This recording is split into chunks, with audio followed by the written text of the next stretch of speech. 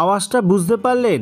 আওয়াজটা হয়েছে এই ডগিটার অতিরিক্ত গলায় ইনফেকশন হওয়ার জন্যে এরকম আওয়াজ হচ্ছে। তো যাই হোক, আমি এখানে এসেছি, এসে এখন দেখলাম অতিরিক্ত ঠান্ডা লেগে আছে, খাওয়া দাওয়া বন্ধ করে দিয়েছে, বডিতে উইকনেস এসে গেছে। সেই কারণে একে স্যালাইনের মাধ্যমে ওষুধ দেবো।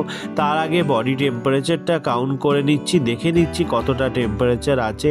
যাই হোক, আপনারাও কিন্তু দেখুন কিভাবে ডগিটাকে গেঞ্জি পরিয়ে রেখেছে। আপনারাও যদি ভালোবাসেন অবশ্যই বাড়ির একটা পুরনো গেঞ্জি এদেরকে পরিয়ে দিন, বুকে ঠান্ডা লাগবে না।